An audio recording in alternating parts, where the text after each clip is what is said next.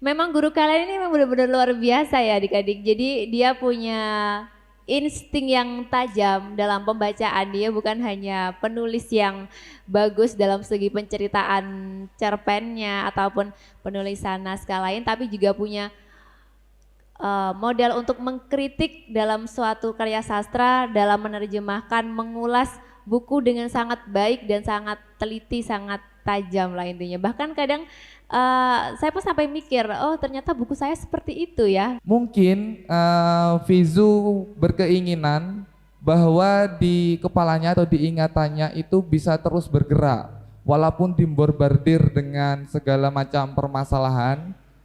Dia berusaha tetap berlayar, dia tetap berusaha untuk bergerak dan diharapkan dirinya, ruhaninya itu tetap tumbuh seperti tanaman yang akhirnya daun-daunnya itu meneduhkan, rimbun, membuat orang-orang merasa tenang bahkan untuk dirinya sendiri. Buku yang menceritakan tentang keluarga yang paling manis yang bisa membuat hati sangat rindu, kemudian bisa mengenang masa-masa bagaimana sih suasana rumah seperti itu. Sempit lautan teduh tempatku mandi, mencuci lumut pada diri, tempatku berlayar, menebar pukat dan melempar sau lokan-lokan, mutiara dan kembang laut, semua bagiku. Tibalah kita pada acara yang dinanti-nanti, yakni bedah buku yang akan dipandu oleh Ayu Novitasari.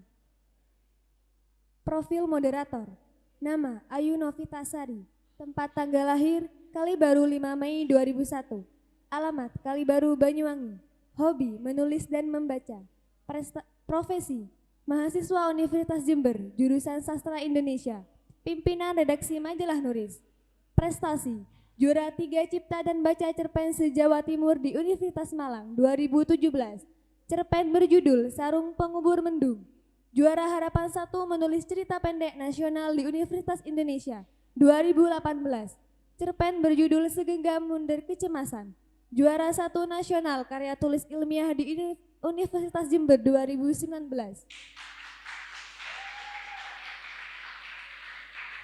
Inilah Kubah Santri, menyalakan imaji santri dengan fiksi yang akan dimoderatori oleh Ayu Novitasari.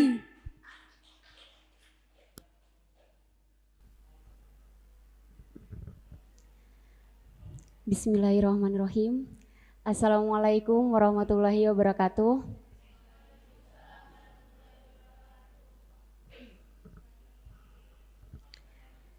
Yang saya takzimi, Syekhul Ma'had Kiai Haji Muhyiddin Habib Somad beserta keluarga semoga selalu dilimpahkan rezeki dan kesehatan. Amin amin ya rabbal alamin.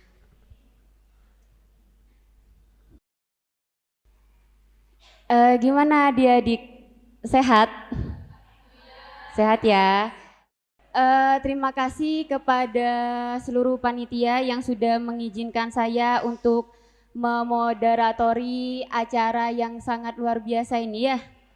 Kubah Santri diskusi buku sastra dan bahasa tentang kreasi yang temanya menyalakan imaji santri dengan fiksi. Berat kayak gitu ya kayaknya ya. Dan kita punya narasumber yang kayaknya saya duduk bawah gitu tuh loh. Ada Kak Ibnu Wicaksono, alumni sastra Indonesia lagi. Terus Mbak Vizu Hima, alumni sastra Indonesia juga lagi. Gitu. Apalah daya saya gitu. Ini ada pemateri kita yang bernama Vizu Hima, asal dari Kencong, Jember. Terus prestasi-prestasinya saya bacakan yang paling terbaru. Penulis buku antologi bersama Sehimpun Fiksi Melawan.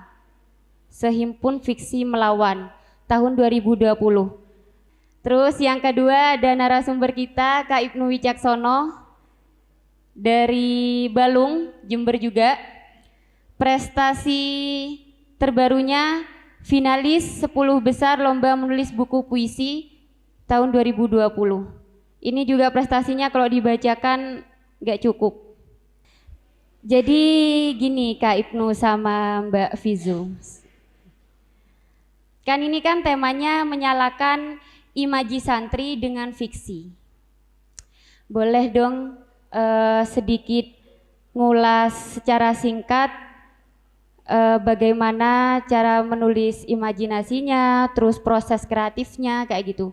Bisa dimulai dari Kak Ibnu dulu gimana? Sebelumnya, Assalamualaikum warahmatullahi wabarakatuh. Sebelumnya yang pernah baca buku saya angkat tangan. Oh banyak ya. Jadi mungkin sekilas saja di buku Bapak Puisi Ibu Novel dan Kami Pembatas Buku ini sebagian besar berkisah tentang keluarga. Tapi ketika ditanyakan oleh Ayu bagaimana imaji santri itu dibangun oleh fiksi, ketika saya ditakdirkan menjadi guru bahasa Indonesia di sini, akhirnya saya juga merasa sebagai santri juga. Di sini saya belajar banyak kepada ustadz-ustadz, termasuk Ustadz Faisal. Kemudian saya juga belajar banyak menjadi santri itu bagaimana dengan kepada santri-santri di sini. Jadi pada prinsipnya tahun belakangan saya menulis itu banyak sekali karya-karya saya bertema tentang santri atau religi. Dan di buku ini ada 3 yang saya mengambil tema santri atau religius. Yang pertama mungkin yang pernah baca Gus Bicaralah Gus, ya pernah ya. Jadi bagaimana Gus Bicaralah Gus itu berkisah tentang Sujiwo Tejo, Cak Nun, siapa lagi? Siapa? Najwa, kemudian siapa lagi? Sosiawan Lea, ya Lea, dan beberapa tokoh yang membicarakan Indonesia di zaman cebong kampret ya. Kemudian ada juga yang kedua, layanganku gedene sak Gusti Allah. Jadi di sana saya mengingat, saya memungut kenangan masa kecil saya. Ketika saya kecil selalu banyak pertanyaan tentang Tuhan. Akhirnya ketika saya masuk ke sini jadi ingat, sebesar apa Gusti Allah, di mana Gusti Allah dan lain sebagainya, yang ketika saya di sini pertanyaan itu kembali hadir, akhirnya menjadi karya sastra itu. Kemudian yang ketiga judulnya Musola Pak Mul. Di Musola Pak Mul ini saya terinspirasi dari karyanya A.A. Nafis. Ada yang tahu apa judulnya? Robohnya surau kami. Jadi ada surau musola atau langgar yang roboh. Akhirnya saya terinspirasi mengambil musola yang terkubur, karena di era sekarang masjid-masjid dibangun begitu megahnya dan semua umat manusia, beragam umat manusia termasuk saya juga seringkali ke masjid itu hanya untuk selfie. Dan di situ saya mengkritik diri saya sendiri, bagaimana sebenarnya ketika sekarang masjid-masjid dibangun begitu megahnya tapi jemaahnya semakin sepi. Tidak seperti masa kecil saya ketika saya di musola itu berebut jadi muazin, berebut jadi ngide-ngide ustadznya, berebut salim dan lain sebagainya. Dan sekarang itu sangat sulit sekali. Mungkin kalau sekarang berebut game, TikTok gitu-gitu ya. Mungkin itu dulu. Itu sih. Sekarang Mbak Fizu, gimana Mbak? Ya, Assalamualaikum warahmatullahi wabarakatuh. Selamat pagi adik-adik. Masih semangat semuanya? Ya, jadi sebelumnya tadi sudah diperkenalkan secara singkat tentang siapa saya. Saya sebenarnya adalah orang asli Jember. Kebetulan saja sekarang sedang belajar jadi anak rantau gitu sih ya. Nah, saya ini kebetulan adalah adik tingkatnya dari bapak guru kalian yang super multi talenta ini. Jadi yang perlu saya ucapkan adalah pertama sebelum saya masuk ke ulasan buku nomaden ya, kalian harus berbangga hati memiliki bapak guru seperti Mas Ibnu Wicaksono ini. Karena di sekolah-sekolah saya dulu ya, perbandingan multi talentanya ketika guru bahasa Indonesia itu punya skill yang lebih dari sekedar mengajar, tapi punya ilmu yang lebih punya ilmu yang bisa disalurkan lagi kepada anak-anak didiknya itu adalah suatu hal yang luar biasa gitu. Apalagi saya tadi terkagum waktu penampilan musikalisasi puisi kalian dan ternyata yang ngajari juga bapak gurunya ya. Iya, tepuk tangan dong. Itu adalah suatu hal yang luar biasa bahwa ya saya punya kakak tingkat yang super hebat dan bapak guru yang super multi talenta ini.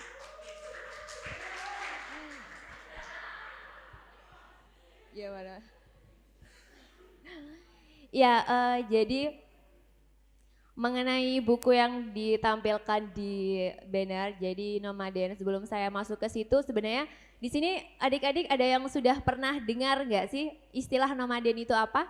Ada yang tahu? Ada yang berani angkat tangan? Iya? Berpindah-pindah. Ada yang lain? Ada yang tahu lagi? Ya, sebenarnya benar sekali jawaban adik atas nama Amanda. Beri tepuk tangan dong buat temennya. Ya, nomaden adalah kehidupan yang berpindah-pindah seperti itu. Bahasa yang kalau kalian baca di Wikipedia, baca di KBBI, nomaden adalah proses berpindah. Kalau bahasa yang lebih familiar kalian dengar di lingkup pesantren ini adalah proses berhijrah. Kayaknya kalau berhijrah, kalian lebih sering denger ya. Nah, kalau hijrah, kalau di pandangan kalian sendiri itu seperti apa sih? Ada yang mau berani acungkan tangan lagi? Ayo Gimana, yang bisa gimana? jawab. Langsung katakan atau berdiri langsung jawab. Menurut kalian hijrah itu artinya apa? Assalamualaikum warahmatullahi wabarakatuh. Jadi kalau menurut saya pribadi, hijrah itu perubahan. Jadi gimana caranya kita yang awalnya tidak tahu apa-apa, artinya kan bayi kita netral, dan kita dididik menjadi gimana yang lebih baik dari sebelumnya. Itu kalau menurut saya hijrah itu begitu. Ya, beri tepuk tangan dong. Iya. Jadi benar apa yang tadi disampaikan sama perwakilan teman kalian bahwa gambaran berhijrah atau berpindah adalah seperti itu. Jadi sebenarnya buku antologi puisi nomaden ini tidak seluruh, di sini ada sekitar 53 puisi, tapi sebenarnya tidak semua puisi itu menceritakan tentang proses berhijrah, proses nomaden tidak. Hanya kecenderungan tema yang terdapat dalam buku puisi ini itu mengarah pada proses berpindah kita. Nah, kenapa di sini penting sekali untuk kita bahas apa yang namanya nomaden, apa yang namanya berpindah atau berhijrah, bahwa seharusnya memang manusia itu tetap harus bergerak gitu. Kita di sini harus terus berpindah, bergerak dari tadinya hal-hal yang tidak kita tahu menjadi lebih tahu lagi, dari hal-hal yang tadinya tidak baik menjadi lebih baik lagi, sama seperti yang tadi teman kalian teman kalian jelaskan tadi. Seperti itu. Nah, nomaden gambarannya seperti itu sih, dan dalam proses berpindah tentu kita akan mengalami beragam konteks yang menarik ya tentunya adik-adik. Berpindah itu luas sekali konteksnya. Misalkan kalian kalau ada gak sih yang sampai sekarang punya cita-cita tapi cita-citanya itu masih tetap. Misalkan dari kecil cita-citanya dokter, terus kemudian sekarang SMA cita-citanya masih dokter. Ada nggak yang seperti itu? Rata-rata berubah ya? Saya yakin dari kalian semua ketika kalian merubah atau berpindah dari satu hal menuju hal lain, atau misalkan kalian dari satu impian menuju bergerak ke impian yang lain, itu pasti kalian punya makna, kalian punya maksud. Kenapa sih akhirnya kalian memutuskan untuk berpindah dari impian yang satu ke impian berikutnya? Karena memang itu adalah proses dari penyempurnaan hidup. Kita sebagai manusia tentunya di usia kalian yang terbilang masa-masa beranjak dewasa, kalian nanti akan punya pemikiran bahwa apa sih yang akan nanti kita inginkan gitu, bagaimana proses bergerak manusia menjadi sebuah keberlangsungan yang memang harus kita ikuti terus sampai benar-benar kita menemukan jati diri kita seutuhnya, seperti itu. Jadi itu adalah sebuah hal yang wajar gitu ketika dalam sebuah proses kehidupan kemudian kita mengalami proses yang berpindah-pindah seperti itu adalah hal yang wajar, sangat wajar sekali. Tetapi yang tidak wajar adalah ketika kita berhenti bergerak, itu. Ketika kita tidak mau berpindah, ketika kita tidak mau bergerak. Misalkan aku cita-citanya SD mau jadi dokter nih, tapi kemudian sadar diri saya hidup di lingkungan yang tidak mempunyai kecukupan ekonomi misalkan seperti itu. Pada akhirnya saya memutuskan ya udah deh mending gak punya cita-cita. Nah itu adalah hal yang salah seperti itu. Kalian masih bisa berpindah, kalian masih bisa bergerak menuju satu hal lain ke hal yang lebih baik lagi. Jadi gambarannya nomaden itu adalah proses berpindah, bergerak untuk keberlangsungan hidup yang lebih sempurna untuk menemukan jati diri kalian sebenarnya apa sih gitu. Terima kasih Mbak Fizu, sampai gak bisa berkata-kata gitu mau nanggepin. Jadi sebelum kita ke intinya membicarakan tentang bukunya Kak Ibnu Wicaksono, yaitu tentang antologi cerpen yang berjudul Bapak Puisi, Ibu Novel dan Kami Pembatas Buku, juga bukunya Mbak Fizuima, antologi puisi yang berjudul Nomaden. Saya mau bertanya lagi kepada narasumber yang sangat ini. Kenapa memilih jalan menjadi seorang penulis? Kenapa harus menulis seperti itu? Dan kenapa harus menerbitkan buku antologi puisi dan antologi cerpen? Seperti itu. Dari Kak Ibnu dulu. Pertanyaan yang sangat sulit ya terjawab ya. Kenapa saya jadi menentukan jadi penulis dan kenapa saya akhirnya menerbitkan buku? Mungkin yang pertama jawabannya karena proses kreatif atau proses kehidupan saya yang nomaden ya. Jadi kehidupan saya ini sebenarnya cukup berubah-ubah.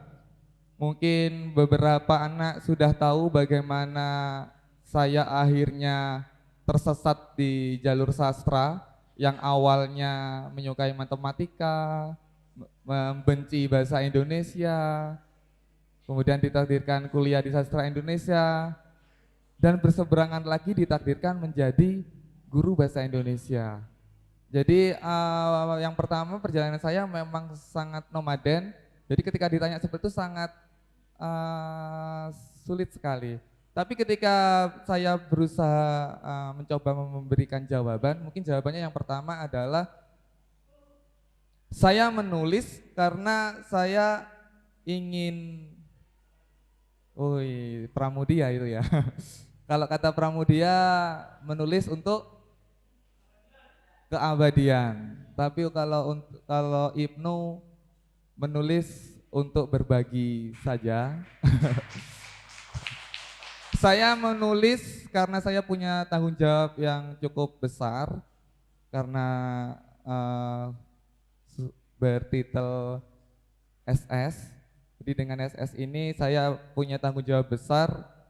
Saya sudah mengampu, sudah ngaji sastra di kampus. Rasanya kalau menulis itu saya jauhi, saya seperti durhaka kepada bapak sastra saya. Saya seperti merasa percuma, saya seperti tidak bergerak dan di situ saya butuh nomaden dan penentuan pergerakan atau hijrah saya menjadi penulis dan berani menerbitkan buku karena bagi saya yang paling membahagiakan itu eh, ketika buku atau karya kita dibaca orang lain dan mereka sangat terinspirasi. Ada beberapa anak, ada beberapa teman ketika membaca karya saya, ada yang relate, ada yang bahkan sampai terinspirasi membuat film, ada yang terinspirasi membuat naskah drama, ada yang terinspirasi membuat lagu dan lain sebagainya. Dan dengan berbagi itulah akhirnya saya ya minimal punya tiket surga lah ya. Ini adalah satu hal yang cukup berbeda dari kenapa sih kalau dari Mas Ibnu memilih menulis adalah sebagai hal untuk ajang untuk berbagi. Nah, kalau dari saya sendiri kenapa menulis? Karena sebenarnya tidak ada alasan yang terlalu semulia itu sebenarnya. Tapi saya merasa dengan menulis itu bisa mengekspresikan apa sih yang tidak bisa saya ungkapkan kepada orang, tidak bisa saya sampaikan secara langsung gitu. Banyak sekali pikiran dalam kepala, baik itu yang meresahkan dari persoalan A, persoalan B, dari keresahan hati. Nah, kemudian saya merasa bahwa dengan menulis ini adalah hal yang cukup membuat diri saya menjadi puas, menjadi lega itu. Nah, tadi saya juga sepakat sekali bahwa menulis itu adalah sebagai bentuk untuk keabadian. Jadi saya ini tipikal orang yang pikunnya super pikun. Misalkan ya, kalau saya naruh kontak sepeda motor, bisa kali satu hari itu hilangnya 3 kali. Kalau misalkan kehilangan lagi megang HP bisa apa ya? Pegang naruh HP-nya itu bisa sampai beberapa kali lupa saya taruh di mana. Sampai segitulah pikunnya diri saya sendiri. Jadi mulai dari situlah saya sadar bahwa saya butuh pengingat gitu. Saya butuh pengingat dan saya ingin mengabadikan segala ingatan saya karena sadar diri saya ini adalah orang yang pikunan. Jadi saya mengabadikannya dengan bentuk tulisan ini. Nah, kenapa harus melalui jalur penerbitan? Itu jadi semangat kita gitu. Nanti adik-adik di sini bakalan ngerasain ketika nanti berbeda sebuah karya ketika kita cuma simpan di buku kemudian ditutup atau kita post di sosial media yang mana kadang di situ pembacanya masih dari ruang lingkup teman-teman kita sendiri. Tapi ketika nanti kita udah berhasil nerbitin buku, itu ada muncul dari kepuasan sendiri sehingga membangkitkan semangat sih gitu. Akhirnya mulai dari terbitnya buku itu muncul gairah yang lebih dalam lagi untuk ayo menulis gitu. Muncul kepuasan dari diri sendiri, itu sih. Tepuk tangan dong untuk materinya kita. Sebelum kalian lebih sayang sama pemateri dan lebih dalam mengenai tulisan antologi puisi dan antologi cerpen, saya ngasih kesempatan entah itu putra atau putri untuk bertanya kepada pemateri. Ada? Dari beberapa penjelasan tadi, ada yang masih kurang ngeh, oh apa sih gitu, ambigu tahu apa sih maksudnya kayak gini, kayak gitu. Ada? Iya, Fani, ke depan Fani. Tepuk tangan dong buat Fani.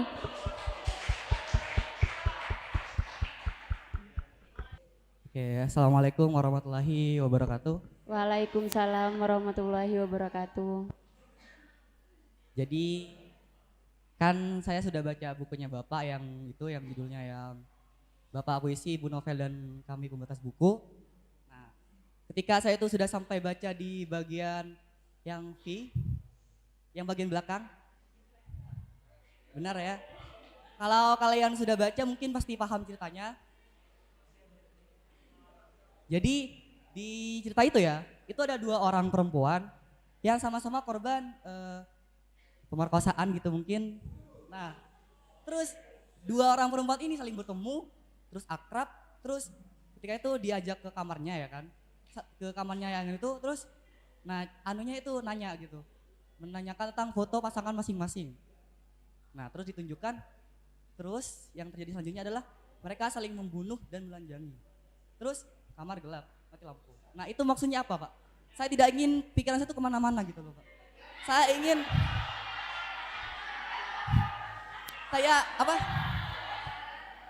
Saya itu ingin interpretasinya itu kebenaran langsungnya tuh kayak gimana dari penulisnya sendiri gitu Pak. Biar saya tidak tersesat dalam pemikiran saya sendiri Pak.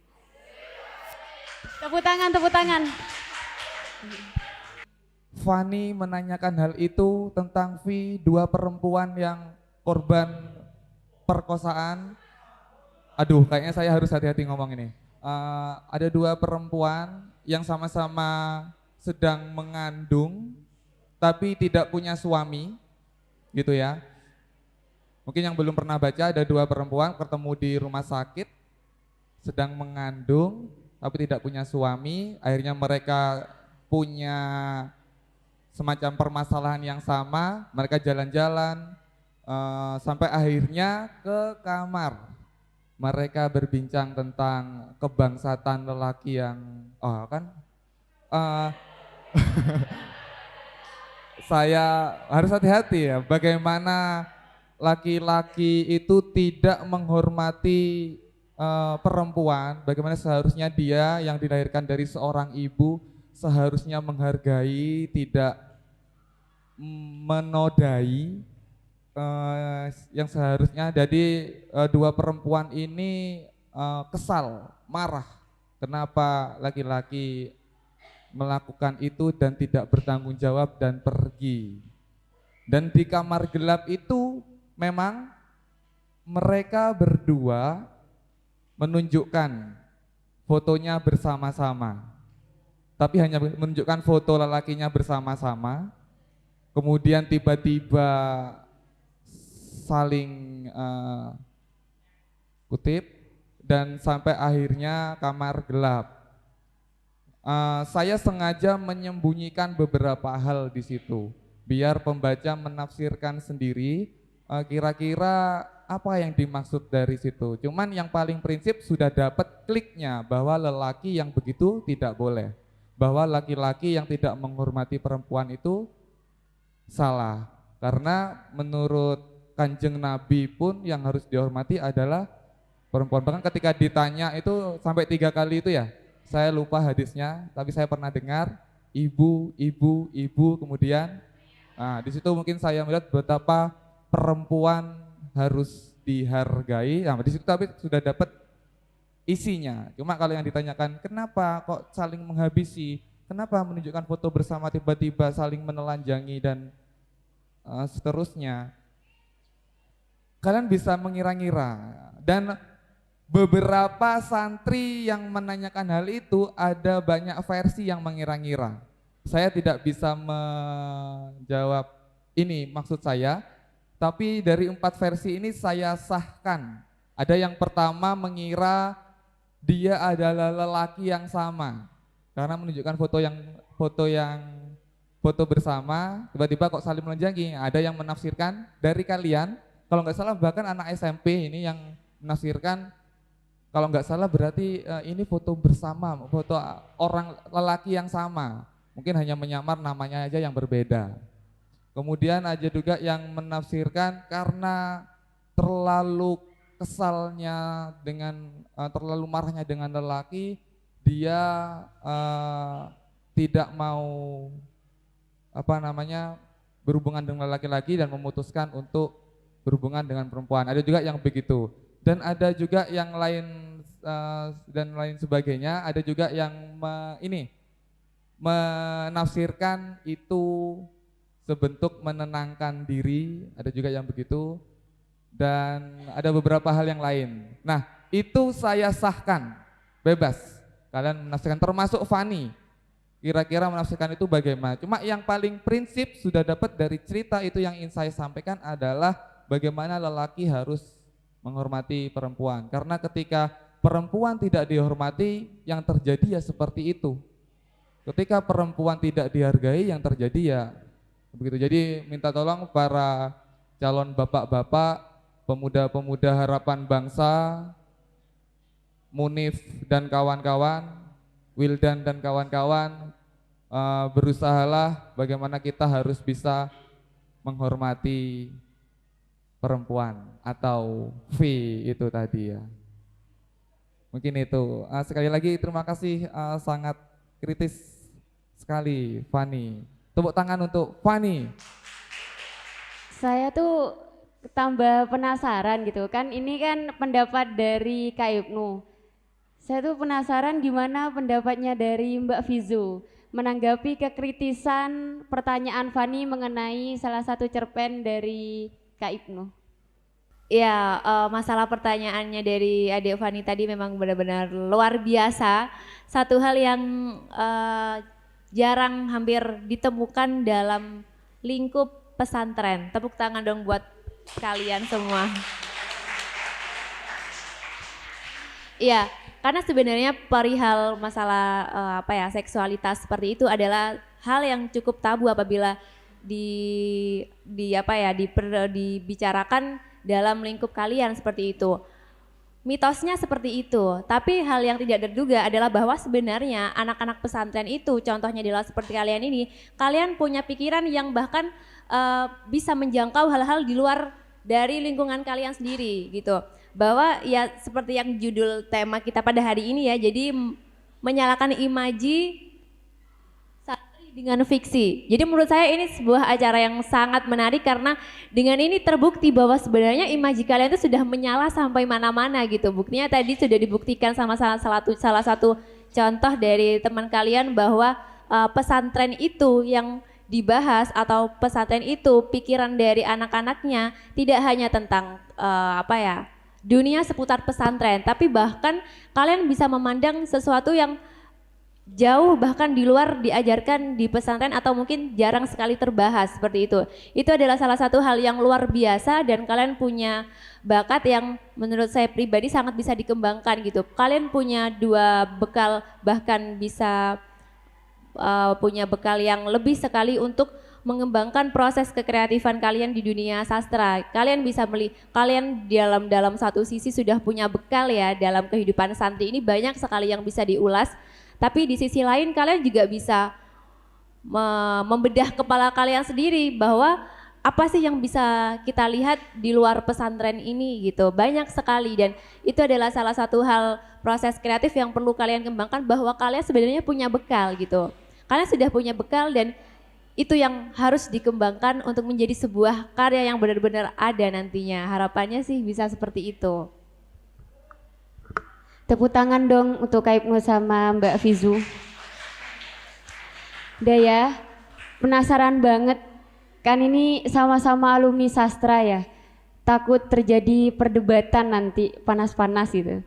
Jadi saya pengen tahu gimana Mbak Fizu mengulas tuntas sampai Kak Ibnu bercucuran keringat gitu untuk buku antologi cerpennya yang berjudul Bapak Puisi, Ibu Novel dan Kami Pembatas Buku, dan sebaliknya Kak Ibnu mengulas tuntas antologi puisi yang berjudul Nomaden dari Mbak Fizu Hima. Yang pertama dari Kak Ibnu.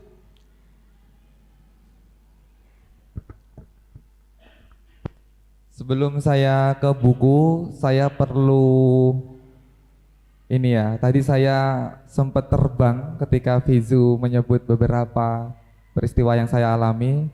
Sekarang waktunya saya menerbangkan dia. Siap-siap saya bombardir dengan kata-kata saya. Yang harus kalian tahu, alumni sastra makhluk di samping saya ini itu jadi content writer di Jakarta. Bayangkan ya. Ini ya.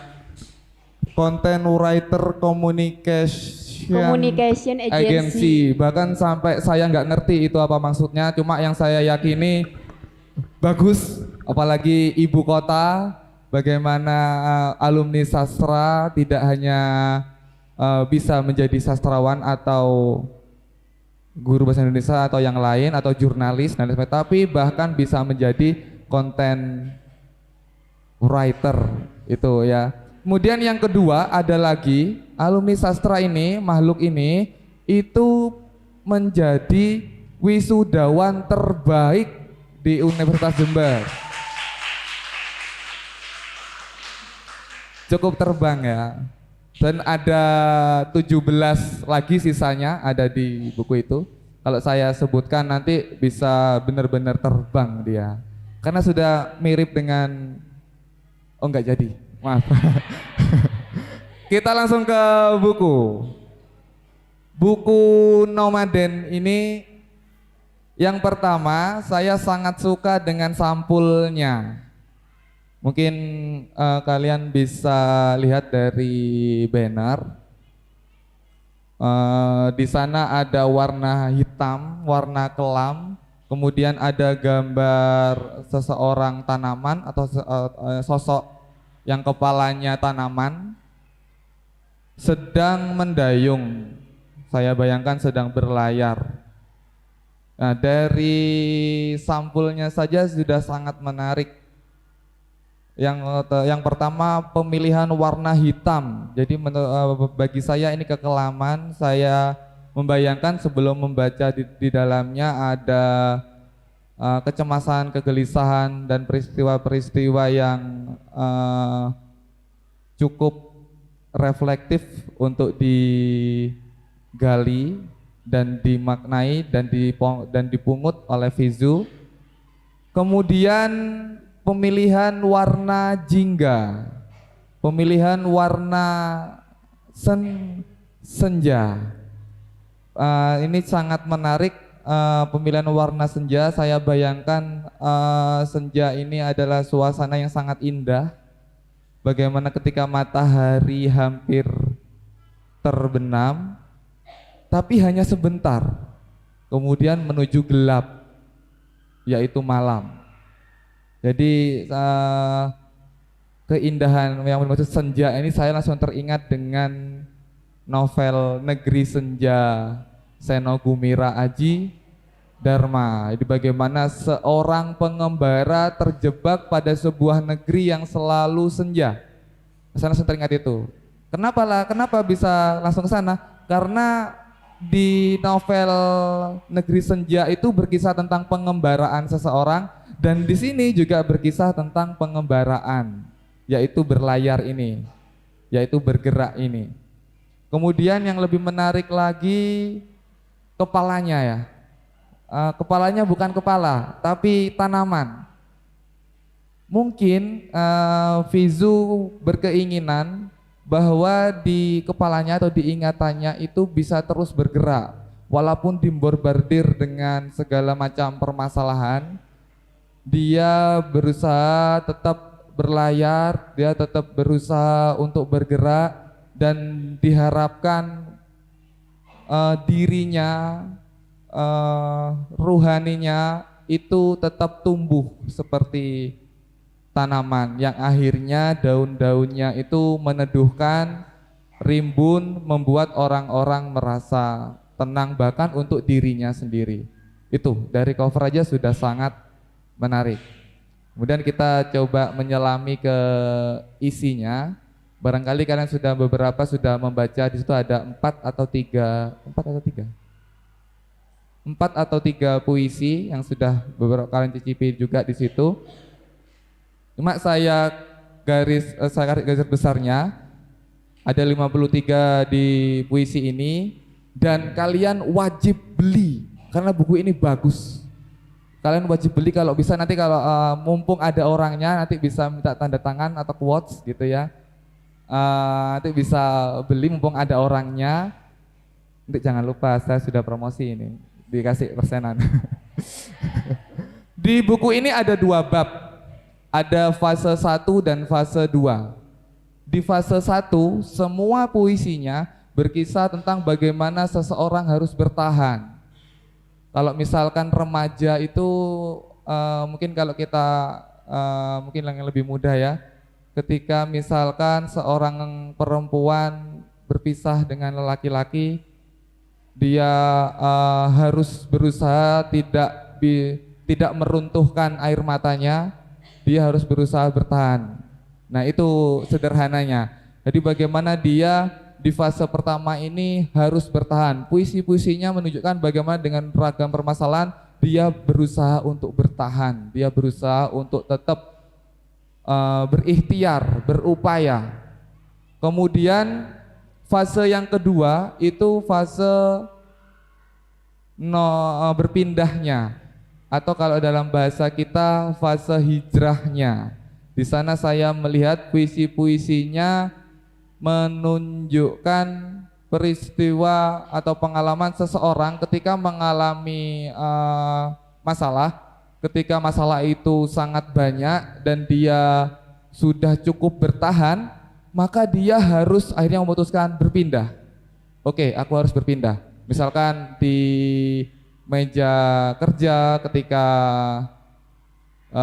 ada permasalahan akhirnya pindah kerja yang lain, kemudian ketika awalnya di SMA kemudian di kuliahan, kemudian di tempat kerja mereka di ibu kota. Mungkin kalau sebenarnya buat kalian ketika ada permasalahan di pondok pesantren akhirnya pindah, oh nggak jadi, jangan dong, jangan dan jangan boyong dong, nggak jadi nggak. Intinya perpindahan ini tidak hanya soal tempat, tapi bisa juga perubahan pemikiran. Tadi juga yang juga disampaikan oleh Lana, perubahan menuju ke yang lebih baik.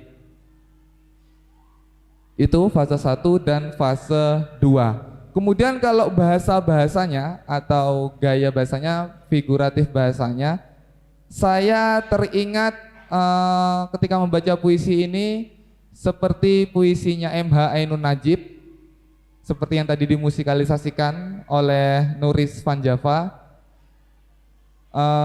Puisinya sederhana, puisinya narasi yang ringan, tapi maknanya sungguh dalam. Seperti juga selain Cak Nun, saya langsung ingat dengan Kiai Haji Mustafa Bisri. Beliau adalah pengasuh di mana? Raudatul Thalibin, Rembang ya. Saya langsung teringat dengan puisi Gus Mus atau Kiai Haji Mustafa Bisri. Puisinya sederhana, ringan, tapi penuh perenungan. Nah, saya membaca Fizu ini ya cocoklah jadi Ning Fizu. Cocok sekali, sangat penuh perenungan. Jadi saya ingat Cak Nun, ingat Gus Mus, dan ada beberapa puisinya yang membawa energi Sapardi. Ada juga yang membawa energi Aan Mansur. Kalau yang Sapardi ini bagaimana dia sangat bagus sekali ketika repetisi per bait. Apa repetisi? Pengulangan. Bagaimana dia merepetisi pengulangan itu. Mungkin seperti puisi Aku Ingin. Pernah tahu? Aku ingin mencintaimu dengan sederhana, seperti kata yang tak sempat diucapkan kayu kepada api yang menjadikannya abu. Nah, ada beberapa puisi yang seperti itu.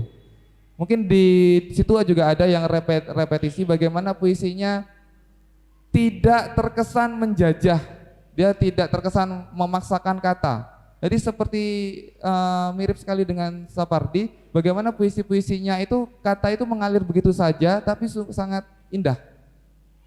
Nah, saya menilai kekuatan Fizu di repetisi di situ. Kemudian yang kedua yang mirip dengan Aan Mansur, saya seperti tidak melihat batas antara cerpen dan puisi. Jadi puisinya mengandung cerita, tapi ceritanya puitis.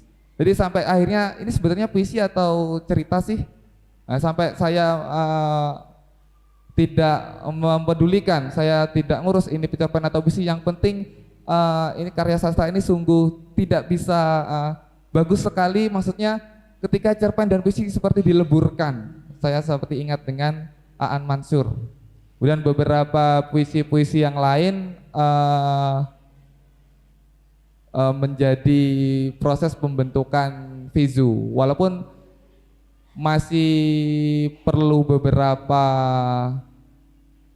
buku lagi mungkin agar terbentuk Fizu itu yang bagaimana.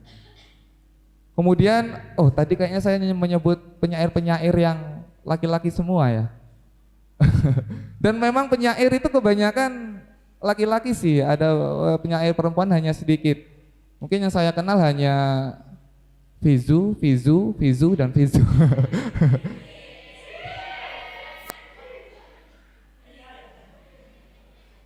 Ada kalau di zaman sahabat atau di zaman siapa ya? Ada yang pernah dengar Rabi'ah Al-Adawiyah? Yang perempuan yang tidak mau menikah itu ya?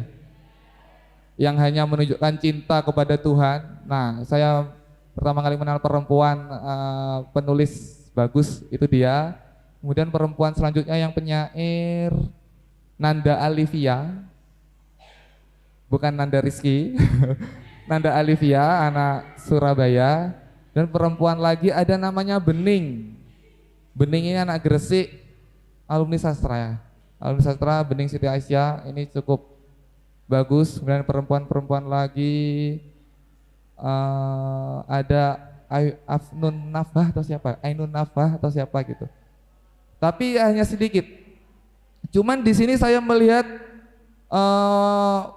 keputusan Fizu menjadi seorang penyair sangat tepat.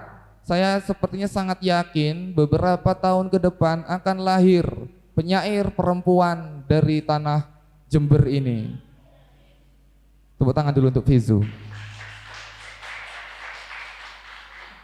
Saya bacakan satu puisi yang sangat saya suka ketika dia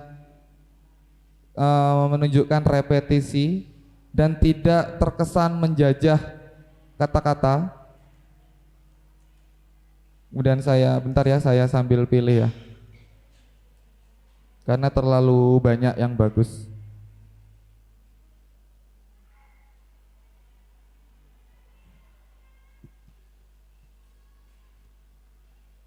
Perhatikan ini, judulnya Suara di Ujung Teleponmu.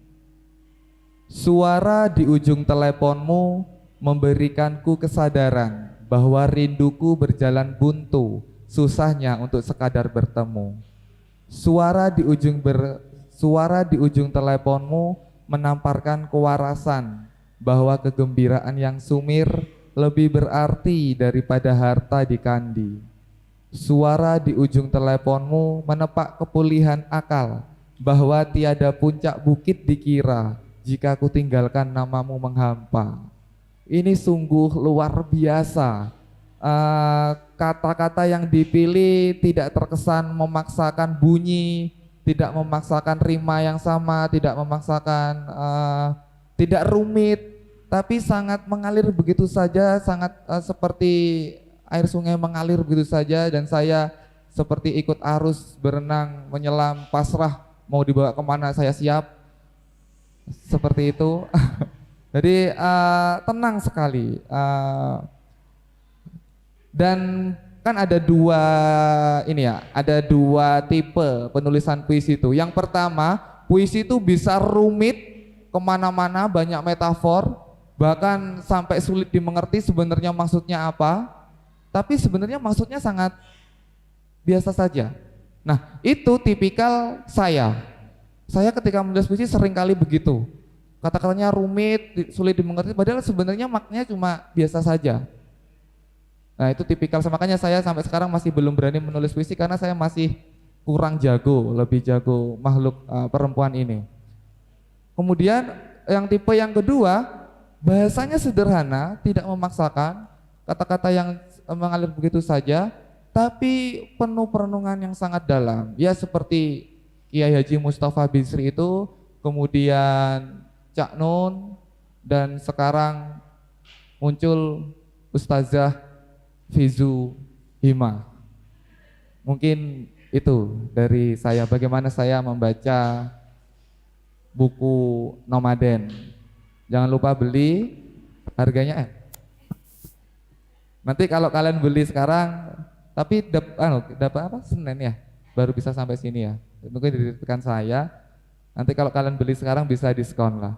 Oh, kalau nggak salah nanti akan ada giveaway di sini ya. Nanti akan ada giveaway, siap-siap ya. Ada tantangan dari Kak Fizu bagaimana menawarkan ke kalian ke giveaway, mungkin akan dapat beberapa buku. Lanjut dulu mungkin itu dulu dari saya, bagaimana pembacaan saya kepada buku Nomaden. Tepuk tangan dong buat Kak Ibnu. belum baca keseluruhan tapi diulas sama Kak Ibnu tuh kayak bikin greget pengen baca gitu ya. Apalagi tahu kalau Mbak Fizu yang nulis tuh kayak kalau gak beli tuh gimana gitu. Jadi kalian harus beli ya. Awal kan kalian nih kan tim jurnalis kayak gitu. Terus kalau gak ada referensi buku lain, masa cuma bukunya Kak Ibnu doang? Jadi harus ada referensi-referensi lain. Jadinya harus beli ya. Sekarang kan Kak Ibnu sudah mengulas tuntas punyanya Mbak Fizu Hima, Antologi Puisi Nomaden. Sekarang waktunya Mbak Fizu untuk mengulas apa sih isi dari antologi cerpen punyanya Kak Ibnu ini yang berjudul Bapak Puisi, Ibu Novel, dan Kami Pembatas Buku. Silakan.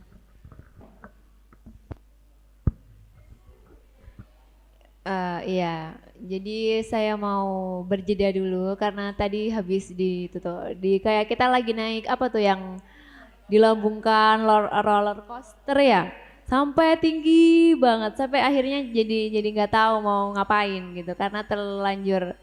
Memang guru kalian ini memang benar-benar luar biasa ya adik-adik. Jadi dia punya insting yang tajam dalam pembacaan. Dia bukan hanya penulis yang bagus dalam segi penceritaan cerpennya ataupun penulisan naskah lain, tapi juga punya modal untuk mengkritik dalam suatu karya sastra, dalam menerjemahkan, mengulas buku dengan sangat baik dan sangat teliti, sangat tajam lah intinya. Bahkan kadang saya pun sampai mikir, oh ternyata buku saya seperti itu ya. Karena saya sendiri sudah agak-agak lupa sama isi keseluruhan dari antologi puisi itu. Jadi saya sangat bangga sekali ketika mendapatkan ulasan yang terbilang sangat rinci dalam memperkenalkan buku Nomaden itu tadi.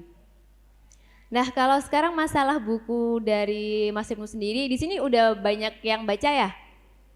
Tadi ada berapa sih yang udah baca bukunya Mas Ibnu? Pak Guru?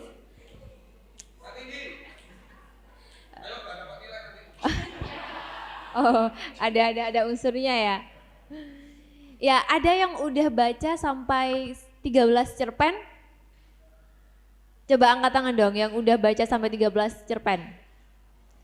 Tadi si Fanny itu udah belum ya? Udah tuh, tepuk tangan dong. Ya, nah inilah kalau tadi yang sempat sudah diulas sama Pak Guru kalian bahwasannya buku ijo ini judulnya menurut saya sangat metafor sekali ya, Bapak Puisi, Ibu Novel, dan Kami Pembatas Buku. Tapi itu cukup belibet kalau saya sampaikan sesering gitu. Jadi saya lebih suka menyebutnya dengan buku ijo gitu. Dan itu lebih nggak apa-apa ya Mas, aku mengubah sedikit. Iya.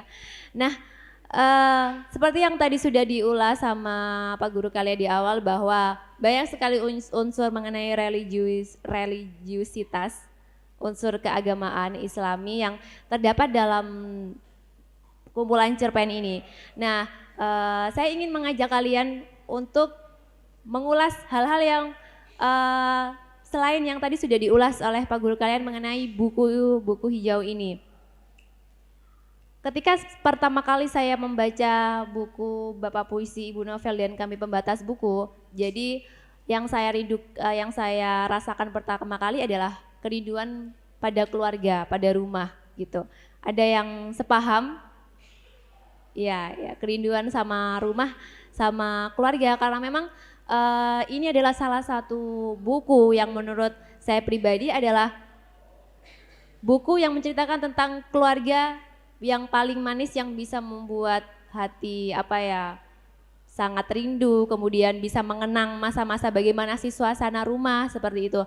Nah, sebelumnya perlu teman-teman adik-adik ketahui juga bahwasanya setiap pembaca itu selalu punya pandangan yang berbeda ya dalam setiap buku yang dia baca gitu.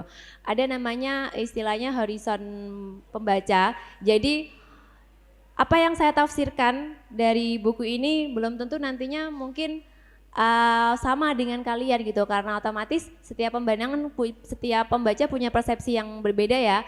Kalau tadi si adik Fani dia cenderung tertarik dengan kumcer yang paling terakhir seperti itu, karena memang entah itu ada daya pikat tersendiri bagi dia, topik yang tadi dia ingin tanyakan itu tadi, atau mungkin ada hal-hal lain. Nah begitulah, karena setiap pembaca itu memang dia selalu punya pandangan yang berbeda dalam menanggapi sebuah buku, dan itu adalah hal yang wajar, dan itu adalah sebuah bukti bahwa sebuah buku itu adalah kaya imajinasi. Buku yang bagus menurut saya pribadi adalah buku yang kaya akan imajinasi, bahwa ketika pembaca yang lain itu mempunyai tanggapan yang berbeda gitu. Kalau tadi si Adik Fani dia mengulas dari sisi yang tidak terduga bahwa dari sisi seksualitasnya, kemudian tadi Pak Guru kalian sendiri menyatakan banyak sekali sisi islaminya.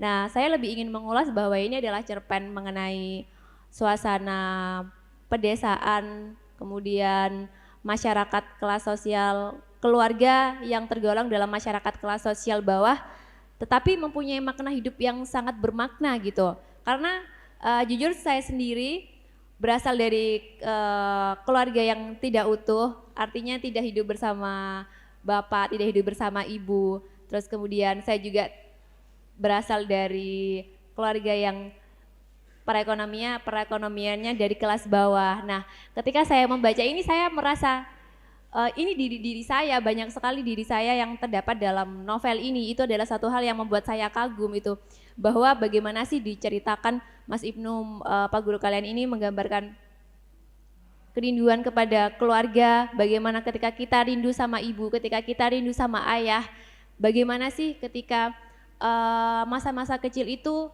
dihadirkan dengan kehidupan yang sangat sederhana tapi itu penuh makna. Yang saya sangat rindukan itu ketika main di sawah, kemudian makan makanan seperti apa namanya ya, singkong seperti itu. Nah itu benar-benar masa kecil saya sendiri yang memang sering makan singkong gitu. Jadi benar-benar membuat rindu akan rumah. Itu sih yang kalau dari yang saya rasakan sendiri ya gitu. Nah hal yang lebih menarik lagi bahwasannya selain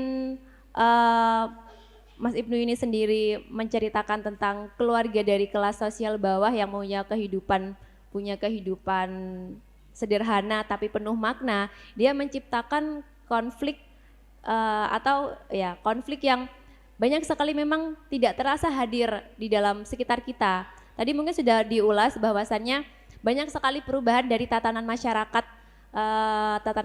dahulu sama sekarang yang banyak sekali tergerus terus kemudian atau luntur seiring dengan perkembangan zaman gitu ya.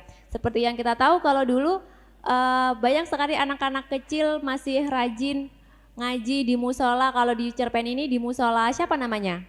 Pak Mul ya. Nah kalau seiring dengan perkembangan zaman ada banyak hal entah itu dari entah itu dari faktor-faktor luar kehidupan peradaban masa kini atau mungkin kemajuan teknologi yang ada berdampak negatif tentunya pada tatanan kemasyarakatan itu, dan akhirnya mulai bergeserlah nilai-nilai sosial yang seharusnya masih harus bisa kita tanamkan gitu. Nah dan buku Kumcer ini sebenarnya adalah sebagai pengingat diri kita, pengingat kalian semua adik-adik juga tentunya. Siapa sih, coba deh kalian analisis sendiri apakah kehidupan kalian di masa kecil mengalami perubahan dari yang tadinya dulu seperti ini kemudian sekarang. Kalau dulu di masa kecil kita sering menemukan anak-anak bermain layangan, sambitan, intinya masih banyak sekali permainan tradisional di sekitar kita. Apakah sekarang di sekitar kalian masih ada hal-hal seperti itu? Tidak ada. Sekarang permainan tradisional cenderung berubah ke arah mana? Ke arah game. Nah itulah sebenarnya ini sebagai pengingat diri kita bahwasannya teknologi itu harus pintar-pintar kita kelola. Banyak dampak negatif, banyak dampak positifnya juga tentunya. Dan harapanku ketika kalian membaca buku ini, kalian bisa menjadi salah satu penggerak lingkungan kalian sendiri bahwa oh ternyata bagaimana sih caranya agar aku bisa mengembalikan nilai-nilai yang tadinya luntur di masyarakatku sendiri bisa aku bangun mulai dari diri kita sendiri gitu. Kalau tadinya mungkin kita terlalu asik main handphone, kita ketika kumpul bersama teman kita cenderung bermain handphone, kita sibuk untuk posting story bersama teman.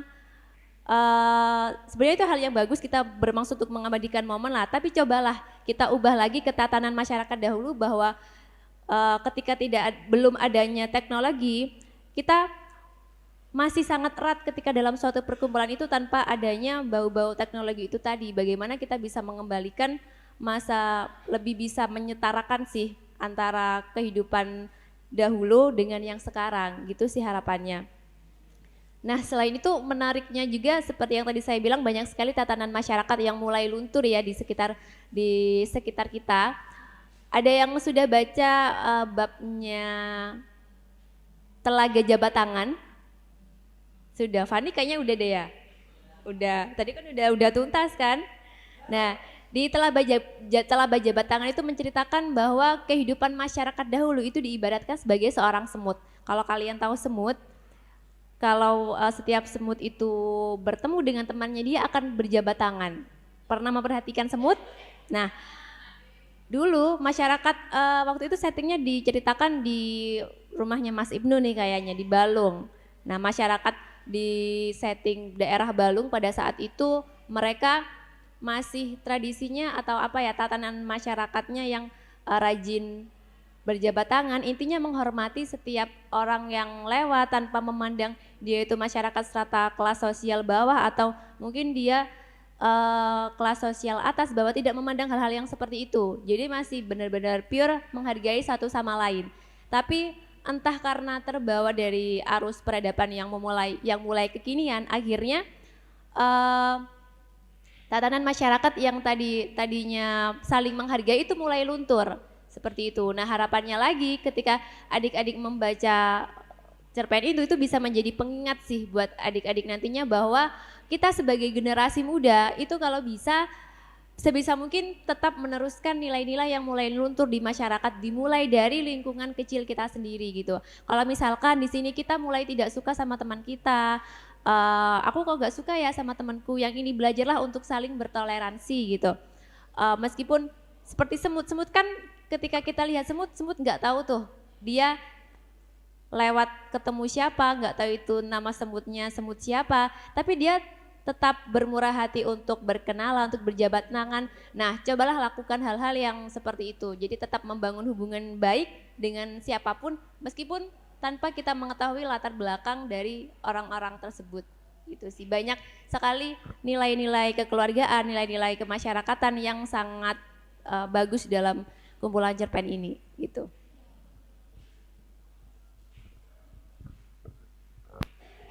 Tepuk tangan dulu untuk Mbak Fizu. Kenyang ya, kayak wah gitu, gak tahu dah, gak bisa berkata-kata dah. Dari saling melayangkan ya, saling melayangkan. Ada yang pertanyaan dari saya, nggak apa-apa ya? Ini umum sih, pasti juga adik-adik di sini tuh juga pernah merasakan ini. Seorang seniman tuh katanya ya, tergantung mood kalau ingin berseni. Kayak gitu. Apalagi menulis tuh kayak banyak banget tantangannya, ya enggak? Dan tantangan paling parahnya itu apa? Apa? Tantangan paling parahnya itu ketika kita kehilangan sebuah ide itu. Itu tantangan paling parahnya kita menjadi seorang penulis. Jadi saya ingin tahu gimana penulis antologi puisi dan antologi cerpen yang udah gak bisa saya berkata deh.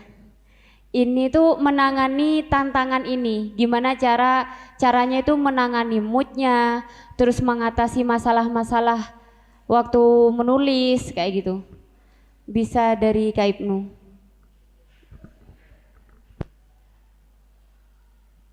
Oh tentu, di tahun-tahun pertama saya menulis 2012 itu saya sangat sulit sekali kalau saya nggak mood. Saya sangat sulit sekali kalau nggak punya kecemasan. saya sangat sulit sekali kalau misalkan nggak galau istilahnya. Makanya kalau kita galau itu sangat mudah menulis. Dan ternyata itu ada benarnya juga. Tapi setelah ketika proses perjalanan menulis saya ini bergerak, akhirnya ada beberapa perubahan dalam diri saya. Ternyata tantangan itu bisa dihadapi ketika kita sudah menajamkan iman menulis dalam diri kita dengan lebih menghayati lagi, lebih membaca lebih dalam lagi. Maksud saya bagaimana ketika kita menangkap sesuatu, misalkan ketika saya sekarang membaca sepasang mata Vizu, atau mungkin ketika saya membaca cahaya yang berpendar ke saya ini, ketika saya membacanya hanya sekedar cahaya yang menerangi saya, itu yang awal-awal begitu. Tapi ketika yang selanjutnya saya mencoba membaca kenapa cahaya itu warna putih ya, kenapa cahaya itu, dari mana asal cahaya, siapa yang paling cahaya. Ketika terus digali seperti itu, akhirnya ide tidak akan ada habisnya. Atau misalkan kenapa saya duduk di sini? Kenapa kok saya nggak ada duduk di kalian? Kenapa saya laki-laki? Kok kenapa saya nggak perempuan saja? Kenapa saya Islam? Kok tidak ateis saja? Bukannya ateis itu lebih mudah? Kenapa saya santri? Kok enggak anak STM saja? Nah, ketika pertanyaan demi pertanyaan itu lebih digali, saya akan mudah sekali menemukan itu dan tidak akan kehabisan. Mulai dari mana coba kalian, misalkan ini mudah sekali yang sering saya lakukan. Ketika kita bangun tidur, coba tanya sebelum bangun gitu ya, sebelum beranjak berdiri, kenapa ya aku buka mata? Coba sekali begitu. Atau mungkin kenapa aku masih bernafas ya? Kenapa aku masih dihidupkan sama Tuhan ya? Untuk apa aku ada di sini? Sebenarnya aku mau apa sih? Nah, ketika pertanyaan itu mencoba untuk kalian jawab, barangkali itu akan semakin banyak ide-ide pertanyaan yang ketika kita berusaha menjawab pertanyaan dari kita sendiri, begitulah ide berjalan. Itu yang biasanya saya lakukan. Seperti misalkan di era sebelum handphone, ini cara saya mengamati sesuatu. Dan yang menjadi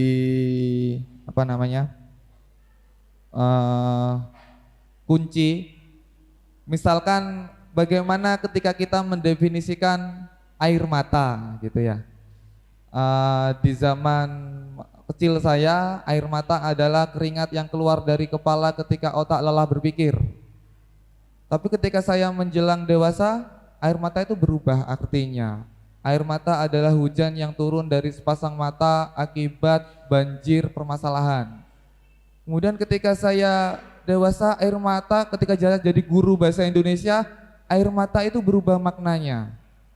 Saya menemukan lagi ide dari air mata ini beda. Misalkan air mata adalah bensin yang mengucur deras karena seorang guru tergopoh berangkat ke pesantren karena terlambat. Nah, sudah berbeda maknanya dari air mata, dari satu hal. Sedangkan di dunia ini hal sangat banyak, bertriliunan-triliunan. Kita hanya dari air mata saja sudah banyak ide, apalagi dengan yang lain. Nah, mungkin itu sih kalau dari saya. Jadi tidak akan ada habisnya ketika kita berusaha menjawab pertanyaan demi pertanyaan. Semakin kita jeli bertanya, semakin juga dalam kita mencari jawaban itu. Itu langsung Mbak Vizu ya. Tangan dulu ya. Ayo langsung Mbak Vizu gimana?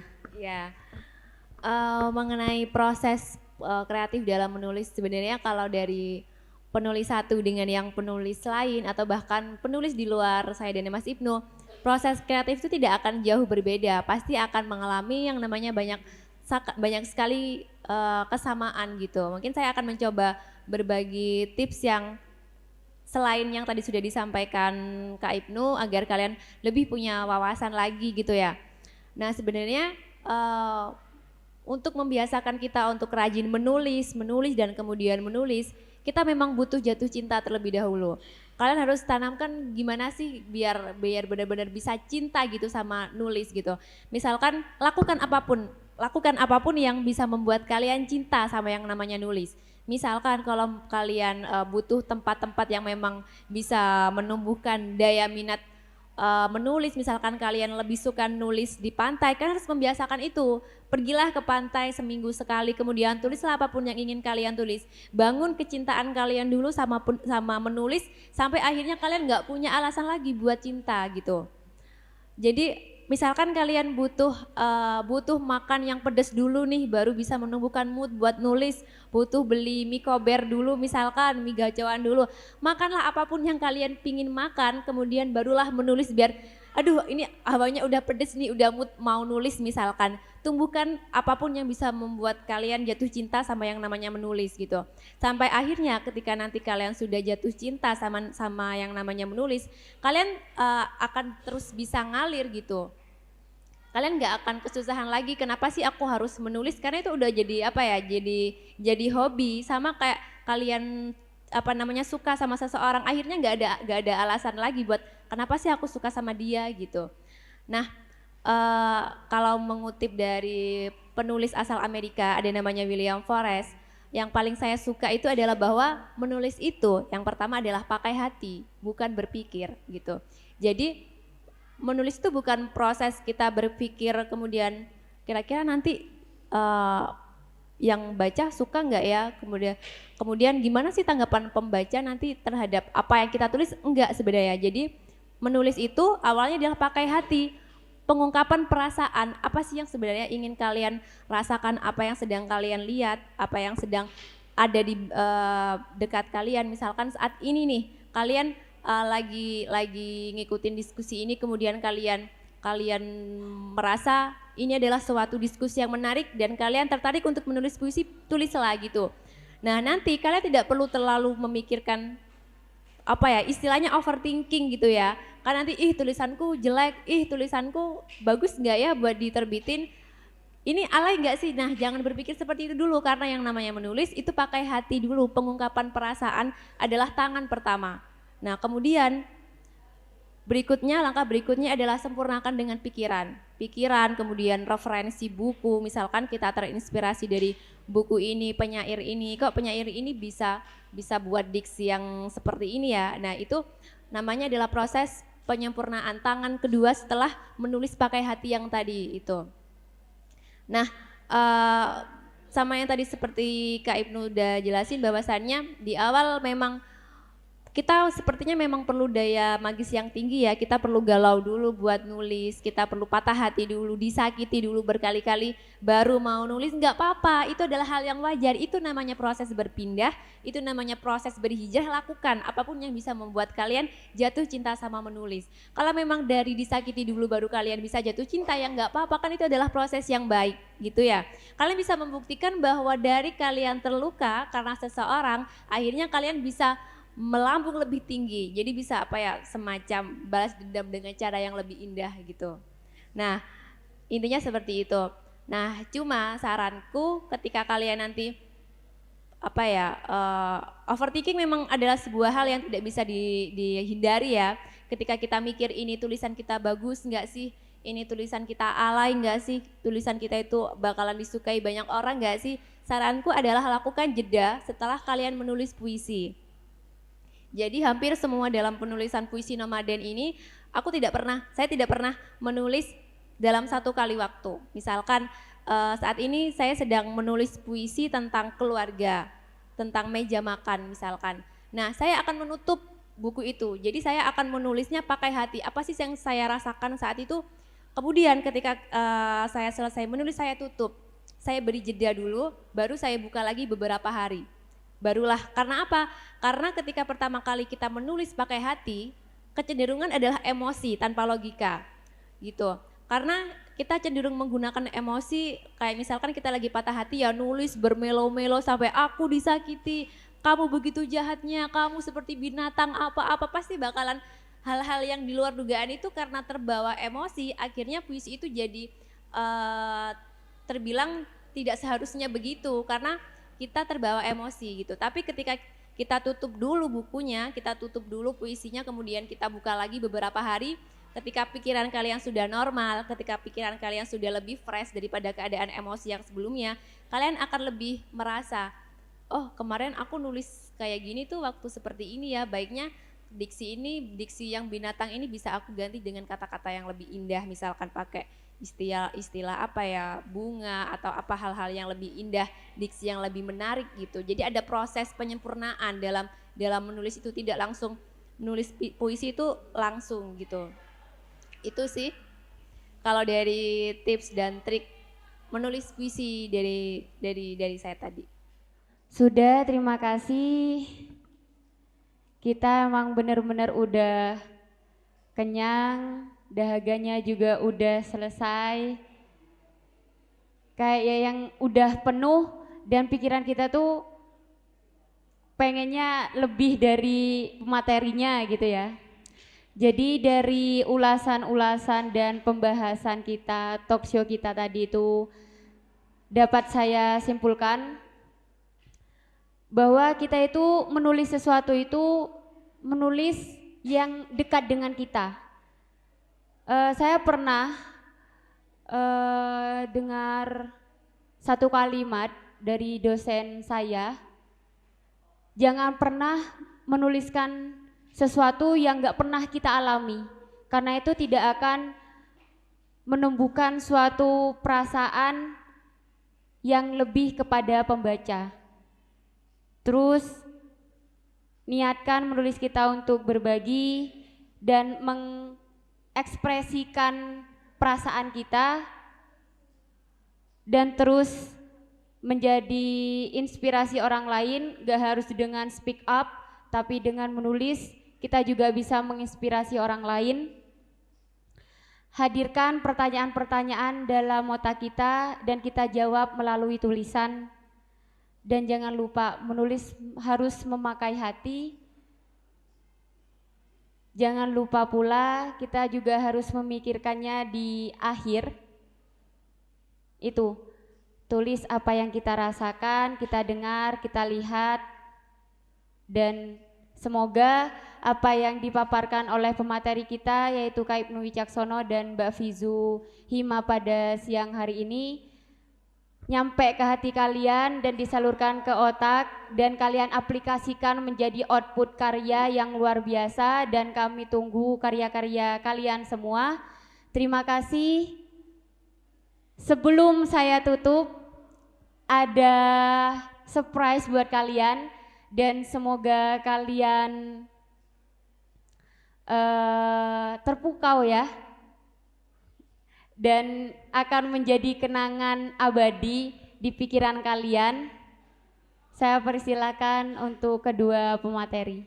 Ya, ini adalah terakhir ya sebelum acara ini ditutup. Jadi saya mengucapkan banyak sekali terima kasih kepada kalian yang sudah berkarya dengan sangat hebat sekali di pagi hari ini.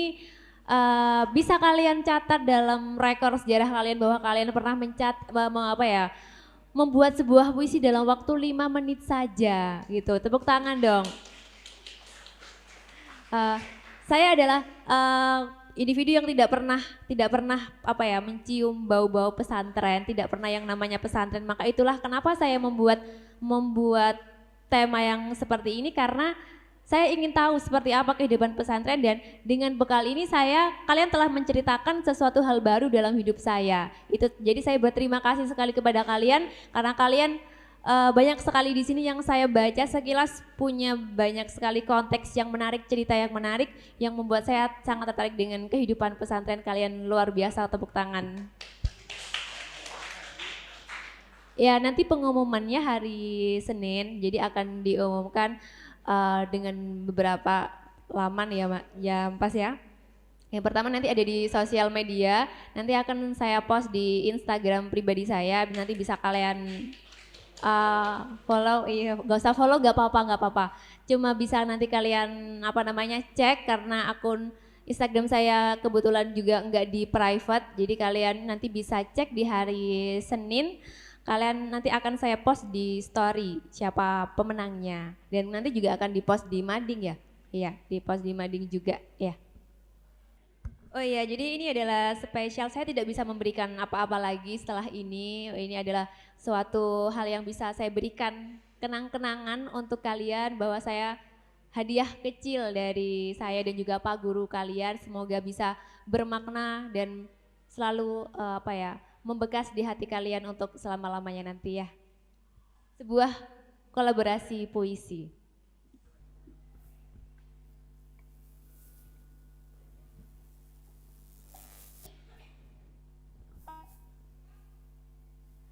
Ibu Zawawi Imron.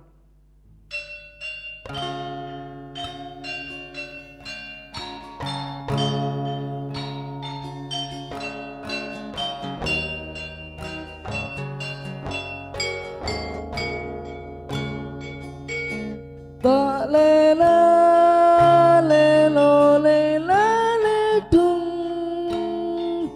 Jep menengo anakku cah ayu. Tak lela lelo lela ledung Jep menengo anakku cah bagus.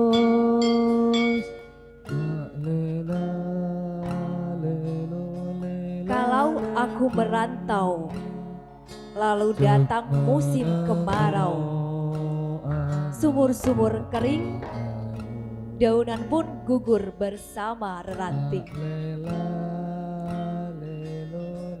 Hanya mata air matamu ibu yang tetap lancar mengalir. Bila aku merantau, sedap kopior susumu dan ronta kenakalanku di hati. Ada mayang siwalan memutihkan sari-sari kerinduan. Lantaran hutangku padamu tak kuasa ku bayar. Ibu adalah gua pertapaanku. Dan ibulah yang meletakkan aku di sini. Saat bunga kembang menyerbak bau sayang, ibu menunjuk ke langit. Kemudian aku mengangguk meskipun kurang mengerti. Bila kasihmu ibarat samudra, sempit lautan teduh tempatku mandi, mencuci lumut pada diri, tempatku berlayar, menebar pukat dan melempar sau lokan-lokan, mutiara dan kembang laut, semua bagiku. Kalau ikut ujian lalu ditanya tentang pahlawan, namamu ibu yang akan kusebut paling dahulu. Lantaran aku tahu engkau ibu dan aku anakmu. Bila aku berlayar lalu datang angin, sakal Tuhan yang ibu tunjukkan telah ku kenal. Ibulah itu, bidadari yang berselendang yang lala, sesekali datang padaku menyuruhku menulis langit biru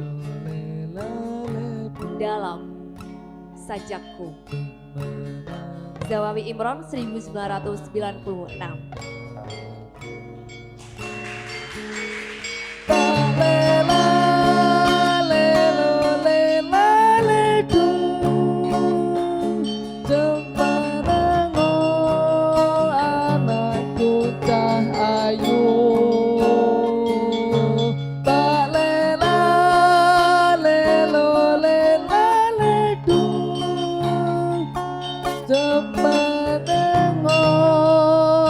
Anakku cah bagus.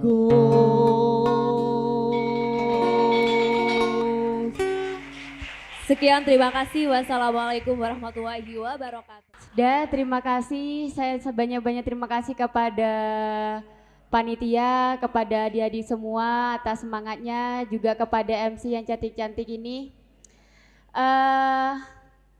Sudah ya, kalau kurang undang lagi ya. Gitu. Jadi untuk bedah buku kali ini kita cukupkan. Kurang lebihnya mohon maaf. Saya Ayu Novitasari sebagai moderator di sini izin undur diri. Saya akhiri. Wassalamualaikum warahmatullahi wabarakatuh.